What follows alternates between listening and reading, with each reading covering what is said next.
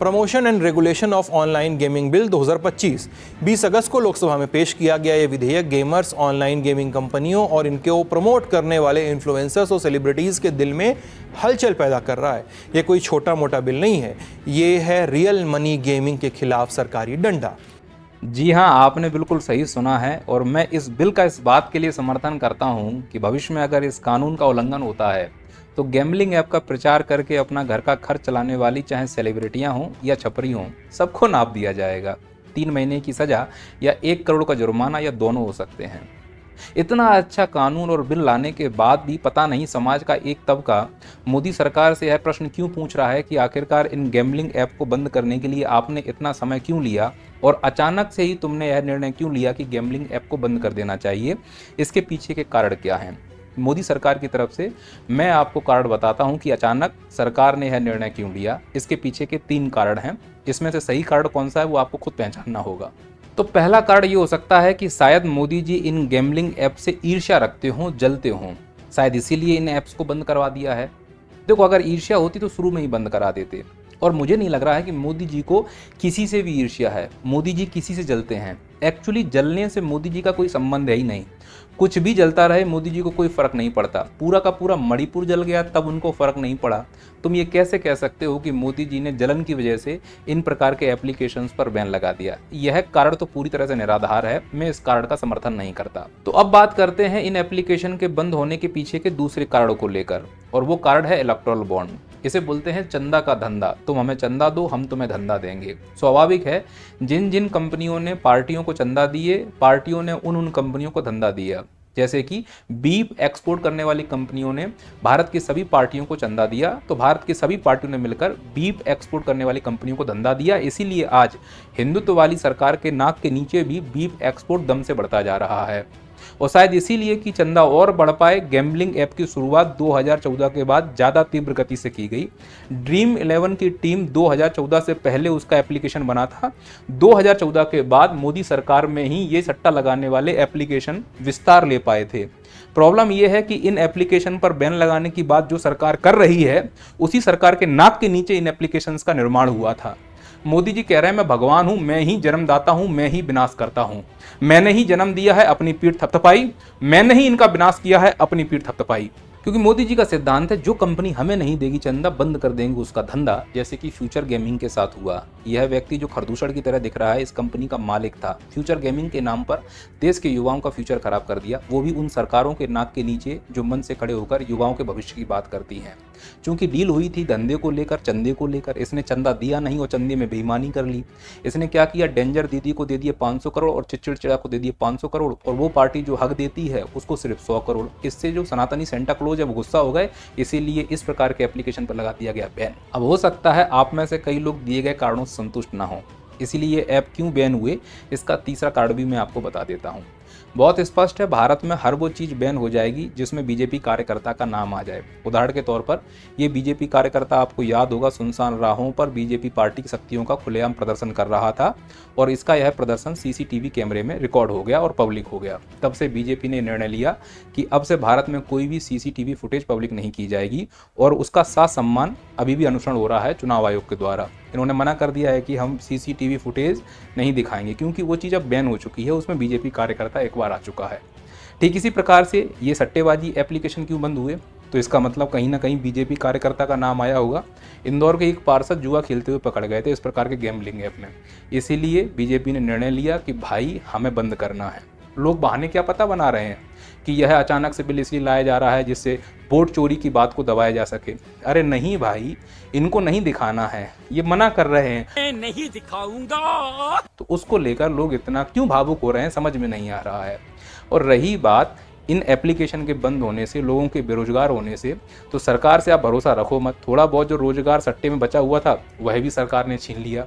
अब मैं आप सब लोगों से इतना निवेदन करूंगा कि वैकल्पिक रोजगार की तरफ जाइए, स्किल्ड सीखने की तरफ जाइए। क्योंकि मेरा मानना है जो जुआ है वो किस्मत के भरोसे होता है, लेकिन अगर आप स्किल हैं तो किस्मत बदल सकते हैं। बहुत सारी स्किल आज इस आधुनिक ज़माने में सिखाई जा रही हैं, जैसे आर्टिफिशियल इंटेलिजेंस को ही सीख लो।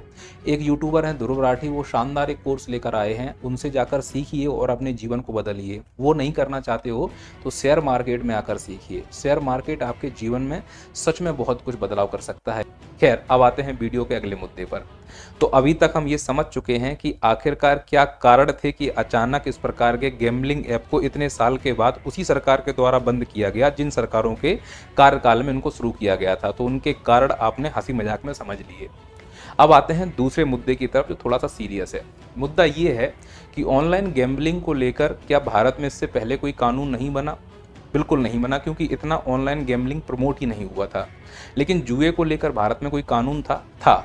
हमारे देश में कानून तो बहुत पहले सभी के लिए बन चुके हैं। बलात्कार के लिए भी तो देश में कानून बना हुआ है।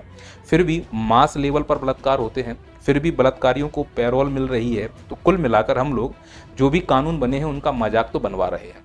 भ्रष्टाचार को लेकर कानून बना है, और इसी देश में जहां भ्रष्टाचार को लेकर कानून बना है वही सरकारें भ्रष्टाचारियों को उप मुख्यमंत्री बनाकर बैठी हुई हैं।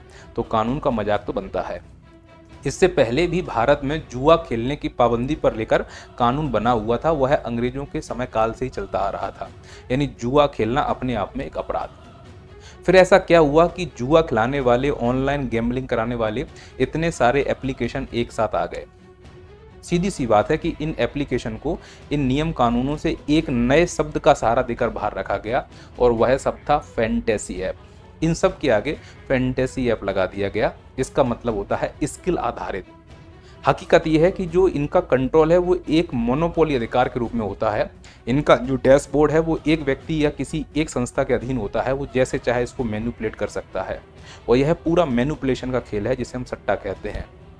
एक्चुअली जो फैंटेसी जिसमें स्किल शब्द आया है, वो यह स्किल शब्द शेयर मार्केट से उठाया गया था। शेयर मार्केट वास्तव में स्किल आधारित बाजार है। ये ऐप स्किल आधारित बाजार नहीं होते हैं, ये किसी एक के द्वारा कंट्रोल किए जाते हैं। जबकि share market, stock market, crypto market ये अंतरराष्ट्रीय स्तर पर ब्लॉकचेन सिस्टम से कंट्रोल होते हैं, किसी एक के कंट्रोल में नहीं होते। इसीलिए शेयर मार्केट को जुआ कहना पूरी तरह से गलत है। एक्चुअली ये वास्तव में जुए थे जिनके लिए सरकार ने हाल ही में कानून बनाया है। कानून लाया गया मतलब कानून बन ही जाएगा। अब लोकसभा में पारित हो ही गया है, राज्यसभा में थोड़ा बहुत ड्रामा होगा, और जैसे ही राष्ट्रपति इस पर साइन कर देंगे तो यह बिल कानून हो ही जाएगा। इसीलिए मैं इसको कानून बोल रहा हूँ। मोदी सरकार पर पूरा भरोसा है कि पारित तो हो ही जाएगा, और होना भी चाहिए। जब यह कानून पारित होगा तो क्या यह सभी प्रकार के ऑनलाइन गेमिंग को इम्पैक्ट करेगा? जवाब है नहीं। जिसमें फैंटेसी ऐप है बस उन्हीं को टारगेट करेगा। एक्चुअली 4 कैटेगरीज रखी गई हैं, लेकिन उसमें सिर्फ एक कैटेगरी को टारगेट किया गया है, और वो एक कैटेगरी ही पर्याप्त है। 20,000 करोड़ रुपए हर साल सरकार को नुकसान होगा जिस कैटेगरी को ये बंद करने वाले हैं। इस कानून में जो बनेगा उसमें 4 कैटेगरी कौन कौन सी हैं? एक कैटेगरी है ऑनलाइन मनी गेम्स की, दूसरी कैटेगरी है सोशल गेम्स की, तीसरी कैटेगरी है एजुकेशनल गेम्स की, और चौथी कैटेगरी है ई स्पोर्ट्स की। ये जो ऑनलाइन मनी गेम्स हैं जैसे ड्रीम 11, MPL, जूपी, अब ड्रीम 11 के बारे में जो बंद करने का प्रोसेस चल रहा है, मेरे को ये समझ में नहीं आ रहा है कि जिस ड्रीम 11 को तुम बंद करने के लिए कानून लेकर आ रहे हो, उसी ड्रीम 11 के द्वारा इंडिया को प्रमोट किया जा रहा है। स्पॉन्सर्स है वो इंडिया टीम की। तो इंडिया टीम को स्पॉन्सर करने के लिए इस सट्टेबाज को किसने अनुमति दी है? बड़ा प्रश्न तो ये होना चाहिए ना। इससे स्पष्ट समझ में आ रहा है कि यह कानून किसी विशेष उद्देश्य से लाया जा रहा है। इनका ये उद्देश्य नहीं है कि सट्टेबाजी को बंद करना है। कान के नीचे, नाक के नीचे सट्टेबाजों के द्वारा टीम इंडिया को प्रमोट करवाया जा रहा है, और उन्हीं सट्टेबाजों को तुम बंद करने की बात कर रहे हो। फिलहाल जो ऐसे लोग हैं या ऐसे ऑनलाइन गेम्स हैं जो ऑनलाइन मनी गेम्स के रूप में परिभाषित हैं, उन्हीं के ऊपर ये गाज गिरेगी। लेकिन अगर आप सोशल गेम्स कहने का मतलब जैसे तुम लूडो खेलते हो, चेस खेलते हो, ये सोशल गेम्स में आते हैं।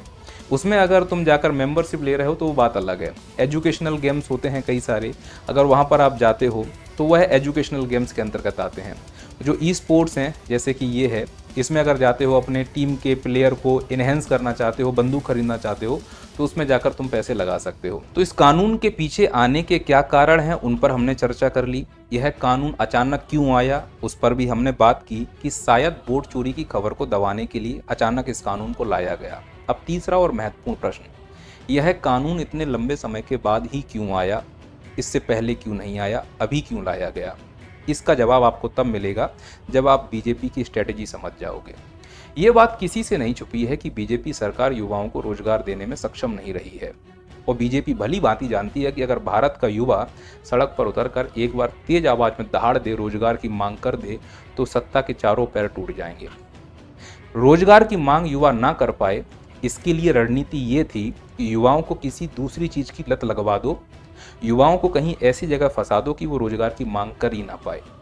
इसीलिए भारत में आप स्ट्रेटजी देखिए 2014 के बाद, एक तो समय ये था कि ऑनलाइन डिजिटल गेमिंग बढ़ रहा है, बच्चों के हाथ में मोबाइल पहुंच रहे हैं, 1 डेटा जीबी फ्री डाटा पहुंच रहा है, फ्री में रील बनाने का मौका मिल रहा है, टिकटॉक जैसे ऐप आ चुके थे, इंस्टाग्राम पे रील में ठुमके लगाए जा रहे थे।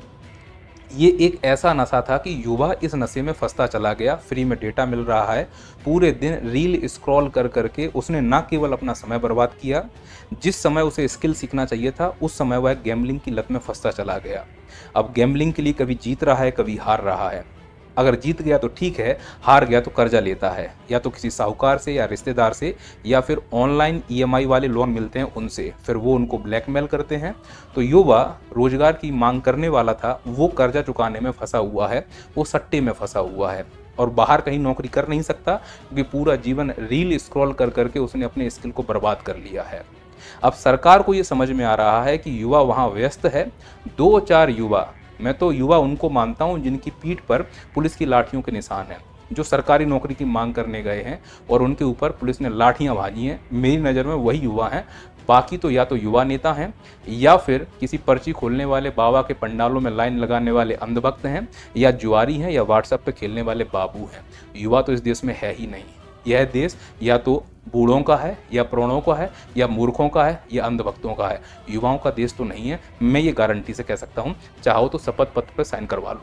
अब प्रश्न ये है कि सर, क्या इस प्रकार के कानूनों के बनने से भारत में बेरोजगारी भी बढ़ सकती है? मेरा जवाब है बिल्कुल बढ़ेगी, लेकिन सिर्फ अंधभक्तों में, या जो पूरी तरह से ऑनलाइन जुआरी हो चुके हैं उनमें, या वो लोग जो इस प्रकार के फैंटेसी ऐपों का प्रचार कर रहे हैं, जैसे कि ये तथाकथित सेलिब्रिटियाँ। इनके सोर्स ऑफ इनकम में सिर्फ इतना फर्क पड़ेगा कि अब यह गैम्बलिंग ऐप को प्रमोट करने वाले पैसे को नहीं ले पाएंगे, लेकिन समाज को गलत दिशा में ले जाने के लिए इनके पास बहुत सारे विकल्प हैं। अगर ये सट्टा प्रमोट नहीं कर पाएंगे तो शराब को प्रमोट करेंगे, पान मसाला प्रमोट करेंगे। इनके पास कई सारे रास्ते हैं। तो ये जो सेलिब्रिटियां हैं या फिर तथाकथित छपरी लोग हैं, अगर यह प्रमोट नहीं कर पाएंगे तो सांप का जहर बेचकर अपना जीवन यापन कर लेंगे। समस्या तो उनके साथ है जो इस गैम्बलिंग ऐप की लत से बीमार हैं। उसके लिए सरकार क्या कर रही है? माननीय प्रधानमंत्री नरेंद्र मोदी जी ने 15 अगस्त लाल किले की प्राचीर से उन्होंने कहा था कि हम 1 लाख करोड़ रुपए का इन्वेस्ट करेंगे और लोगों को रोजगार देंगे, वो भी प्राइवेट क्षेत्र में। तो निश्चित तौर पर वहाँ उनको रोजगार मिलेगा, पर उसके लिए स्किल होना चाहिए। पूरा जीवन रील खिसका के निकल गया, गैम्बलिंग ऐप करते हुए निकल गया, स्किल है ही नहीं, तो ना उन्हें रोजगार मिलेगा, ना प्रधानमंत्री जी को खर्च करना पड़ेगा। इसीलिए बोलने में कुछ नहीं जा रहा है, तो वो हुआ है। लेकिन जिस प्रकार से दुनिया बदल रही है, वह देखने की ज़रूरत है कि भविष्य रोबोट्स का है, भविष्य ऑनलाइन गेमिंग का है। तो याद रखना है, जो खबर आई है वो ये कहते हैं गेम तो खेलो, लेकिन पैसा लगाकर गेम मत खेलो। यानी जिस ऑनलाइन गेम में पैसा लगाया जाता है या पैसे का लेन देन होता है, केवल उसी के लिए कानून है। भविष्य जो है वो वीडियो गेम का है। सरकार चाह रही है कि आप वीडियो गेम खेलें। सरकार चाह रही है कि जिस तरफ दुनिया जा रही है आप भी जाएं। और यकीन मानो कि दुनिया में जो ओलंपिक्स होते हैं, अब वो ओलंपिक्स रोबोट्स के लिए भी हो रहे हैं।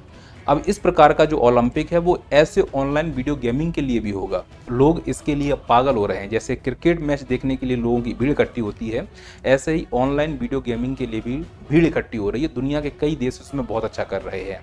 हमारे देश के कई युवा ऐसे भी हैं जो ये काम कर रहे हैं। कई सारे यूट्यूबर हैं जो वीडियो गेम ऑनलाइन खेलते हैं, खेलना सिखाते हैं, और सरकार इसको प्रमोट भी कर रही है।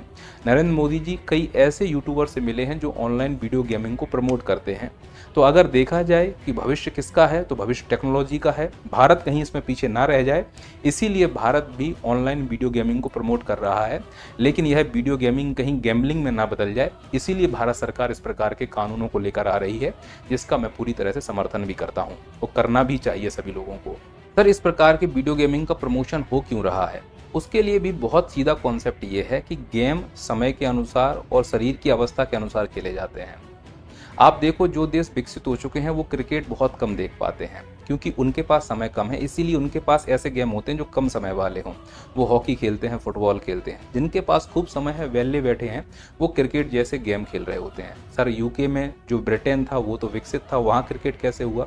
वो इतने विकसित होगा कि इतने वेले होगा कि बैठे बैठे क्या करें, करना है कुछ काम शुरू करो, अंताक्षरी लेके प्रभु का नाम, उनका ये काम था। पूरे दिन ही वेले हैं तो कुछ नहीं, क्रिकेट मैच ही खेल लिया जाए। पॉइंट बात समझ पा रहे हैं मेरी आप? तो इसीलिए जो आज का समय है इसमें दो समस्या हैं। एक तो शहरीकरण हो रहा है, खेलने के लिए मैदान नहीं बचे हैं लोगों के पास। दूसरा, न्यूक्लियर फैमिली बढ़ रही है, मियाँ बीवी जा रहे हैं नौकरी करने के लिए, बच्चे को बाहर भेज दिया, गिर गया, चोट लग गई। और आजकल के बच्चे तो चाइना के हो रहे हैं, माँ बापों को लगता है थोड़ा सा गिर गए पता नहीं क्या हो गया। हम लोग थे साला कूट गए, पिट गए, कट गए, फिट गए, फिर भी बड़े हुए हैं। आजकल के बच्चे चाइना के हैं, गिरते ही रोने लगते हैं। पहले हम गिरते थे तो हमें अलग से कूटा जाता था तो मजबूत हुए हैं।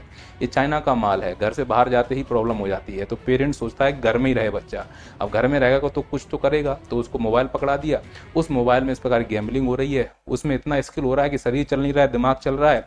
उसी दिमाग को प्रमोट करने के लिए इस प्रकार के इवेंट्स होने लगे, और जहाँ इवेंट्स हो रहे हैं उसमें प्राइज मिलने लगे तो सेलिब्रिटी बनने लगे। तो इससे ज़्यादा और क्या चाहिए जीवन में? बस सफलता का मतलब ही है कि लोग तुम्हें पहचानने लगे, पैसा आ जाए, फिर जो हो रहा है वो होने दो।